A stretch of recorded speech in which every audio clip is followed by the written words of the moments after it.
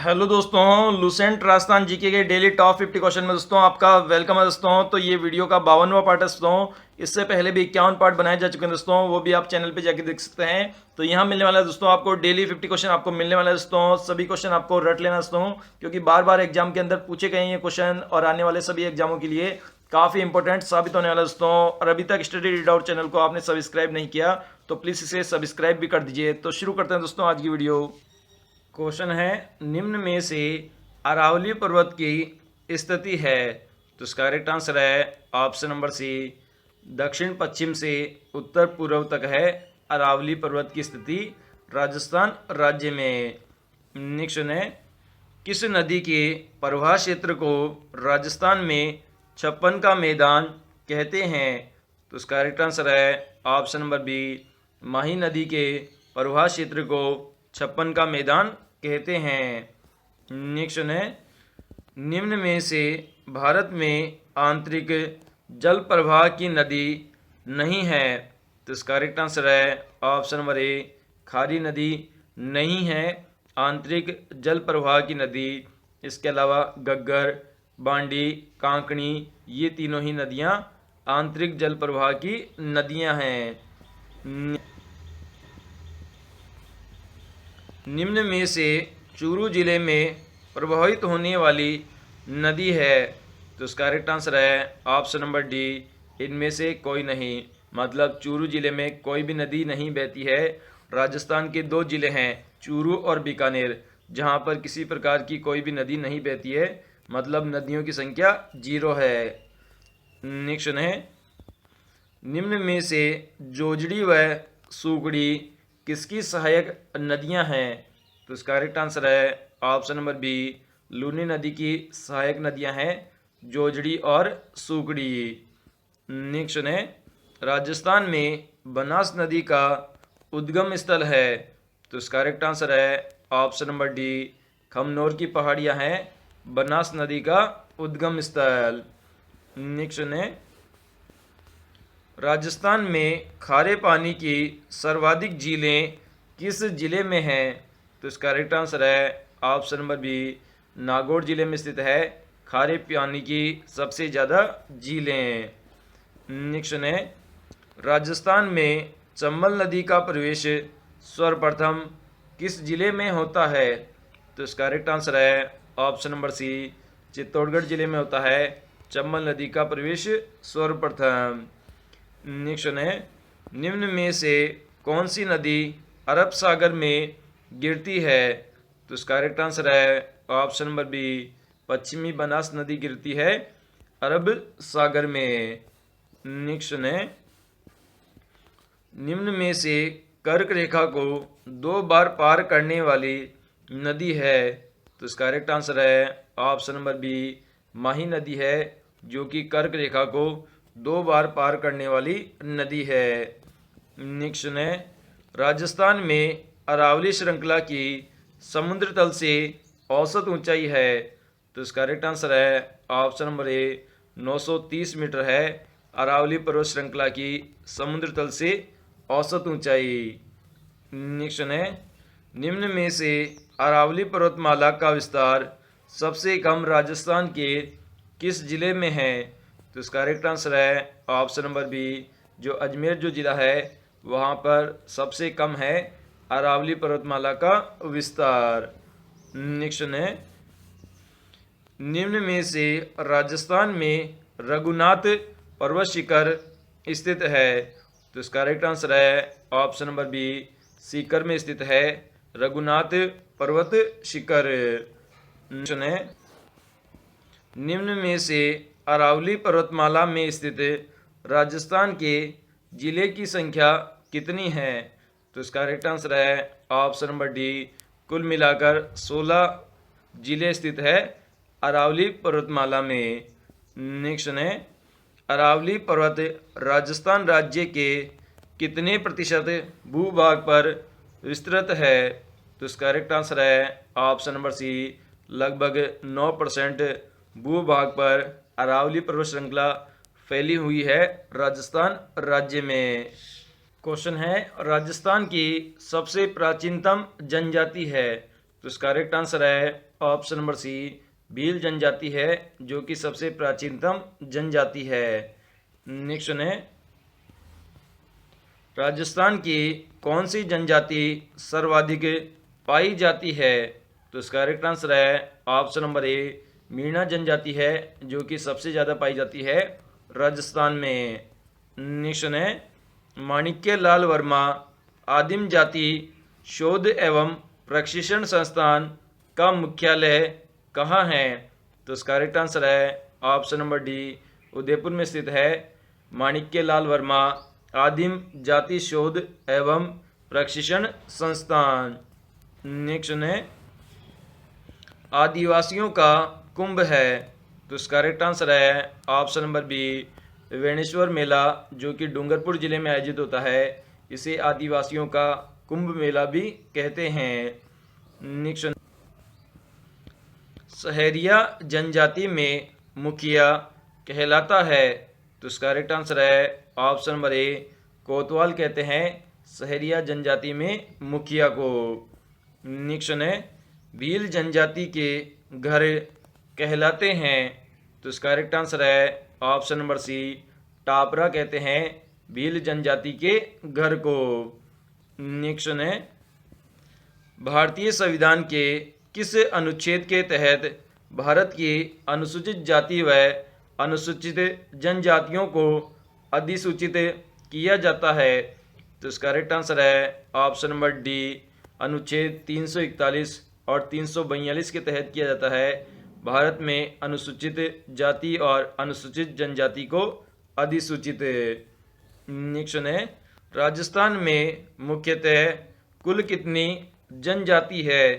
तो इसका correct answer है ऑप्शन नंबर बी, कुल मिलाकर 12 जनजाति है राजस्थान में। क्वेश्चन है, निम्न में से कौन सी प्रथा गरासिया जनजाति में नहीं है? तो इसका करेक्ट आंसर है ऑप्शन नंबर सी, डाम प्रथा नहीं है गरासिया जनजाति में। इसके अलावा मोरबंदिया, पहरावना, तावना, ये तीनों ही प्रथा गरासिया जनजाति में विद्यमान है। क्वेश्चन है, सासी जनजाति का संबंध राजस्थान के किस जिले से है?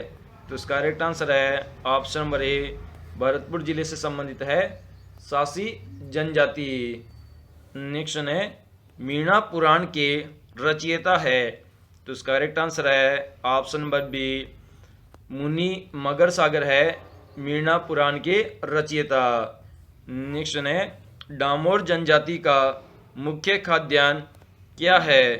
तो इसका करेक्ट आंसर है ऑप्शन नंबर सी, मक्का है डामोर जनजाति का मुख्य खाद्यान्न। नेक्स्ट है, राजस्थान जनजातीय क्षेत्र विकास सहकारी संघ की स्थापना कब की गई? तो इसका करेक्ट आंसर है ऑप्शन नंबर ए, 1976 ईस्वी के अंदर की गई थी राजस्थान जनजातीय क्षेत्रीय विकास सहकारी संघ की स्थापना। नेक्स्ट है, निम्न में से कौन सी जनजाति घुमंतु जनजाति है? तो इसका करेक्ट आंसर है ऑप्शन नंबर डी, कंजर जनजाति है जो कि एक घुमंतु जनजाति है। नेक्स्ट है, निम्न में से कौन सी जनजाति राजस्थान में जाती है? तो इसका करेक्ट आंसर है ऑप्शन नंबर डी, बेंगा जनजाति है जो कि राजस्थान में नहीं पाई जाती है। इसके अलावा कंजर, डामोर, सांसी, ये तीनों ही जनजातियां राजस्थान में पाई जाती है। क्वेश्चन है, किस त्यौहार को प्रसिद्ध तीर्थ अमरनाथ में बर्फ का शिवलिंग बनता है? तो इसका करेक्ट आंसर है ऑप्शन नंबर ए, श्रावण पूर्णिमा रक्षाबंधन को बनता है शिवलिंग अमरनाथ में। नेक्स्ट है, किस त्यौहार को 7 गायों के लिए 7 आटे की लोई बनाकर उन्हें खिलाई जाती है? तो इसका करेक्ट आंसर है ऑप्शन नंबर ए, भाद्रपद कृष्णा तृतीया, जिसे हम बूढ़ी तीज भी कहते हैं, उस दिन 7 गायों को 7 आटे की लोई बनाकर खिलाई जाती है। नेक्स्ट है, निम्न में से कौन सा मेला साल में 2 बार नहीं लगता है?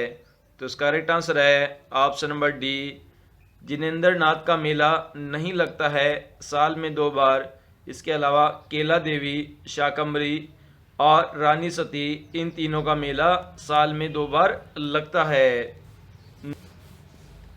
अक्षय तृतीया, जिसे आका तीज भी कहते हैं, कब आती है? तो इसका करेक्ट आंसर है ऑप्शन नंबर बी, बैशाख शुक्ल तृतीया को आती है आखा तीज।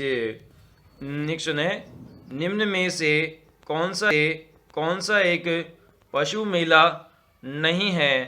तो इसका करेक्ट आंसर है ऑप्शन नंबर डी, कपिल धारा, जो कि 12 जिले में आयोजित होता है, यह एक पशु मेला नहीं है। इसके अलावा मल्लीनाथ जी का मेला, जो कि बाड़मेर में आयोजित होता है, महाशिवरात्रि का मेला, जो कि करौली में आयोजित होता है, गोमती सागर मेला, जो कि झालावाड़ में आयोजित होता है, तो ये तीनों ही पशु मेले के उदाहरण हैं।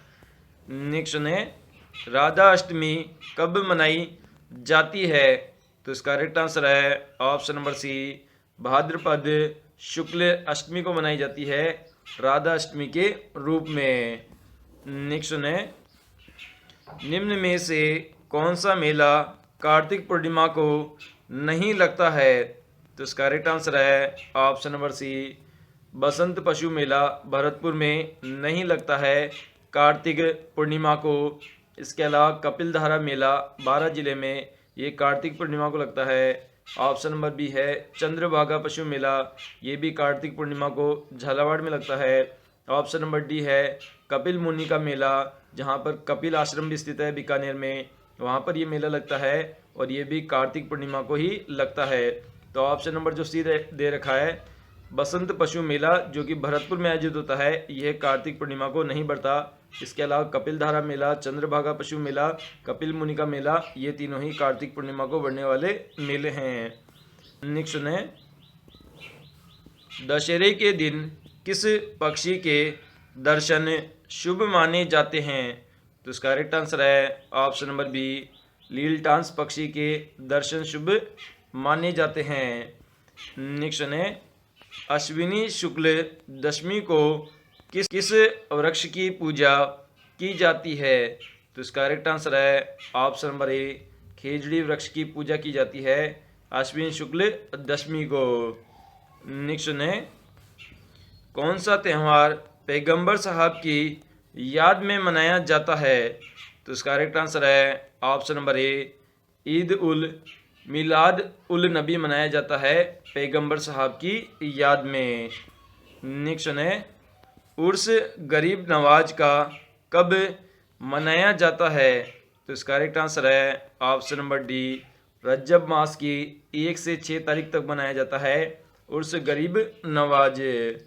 नेक्स्ट है, किस जैन पर्व का प्रारंभ भाद्रपद सुदी पंचमी को होता है और समापन चतुर्दशी को?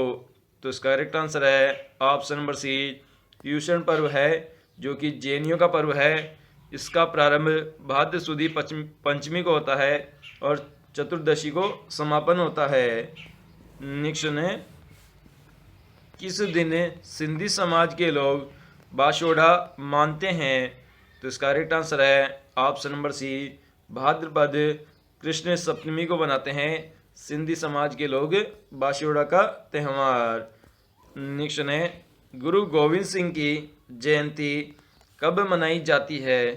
तो इसका करेक्ट आंसर है ऑप्शन नंबर ए, पौष शुक्ल सप्तमी को मनाई जाती है गुरु गोविंद सिंह की जयंती। नेक्स्ट है, ईसाइयों द्वारा किस पर्व को ईसा मसीह के पुनर्जन्म दिवस के रूप में मनाया जाता है? तो इसका करेक्ट आंसर है ऑप्शन नंबर सी, ईस्टर को मनाया जाता है ईसा मसीह के पुनर्जन्म दिवस के रूप में। क्वेश्चन है, राजस्थान की स्थापत्य कला का जनक किसे कहा गया है? तो इसका करेक्ट आंसर है option number B, Maharana Kumbha को कहा गया है राजस्थान की स्थापत्य कला का जनक। नेक्स्ट है, परन दुर्ग उदाहरण है? तो इसका करेक्ट आंसर है ऑप्शन नंबर डी, जो रणथंभौर का किला है वह एक परन दुर्ग का उदाहरण है। नेक्स्ट है, लालगढ़ पैलेस राजस्थान के किस जिले में स्थित है? तो इसका करेक्ट आंसर है ऑप्शन नंबर सी, बीकानेर जिले में स्थित है लालगढ़ पैलेस। नेक्स्ट है, राजस्थान के किस वास्तुकार को वास्तु मार्तंड कहा गया है? तो इसका करेक्ट आंसर है option number A, Tulsidas Soni को कहा गया है वास्तु मार्तंड। नेक्स्ट है, राजस्थान का वेल्लोर है, तो इसका करेक्ट आंसर है ऑप्शन नंबर सी, भैंसरोगढ़ का दुर्ग है जिसे राजस्थान का वेल्लोर भी कहते हैं।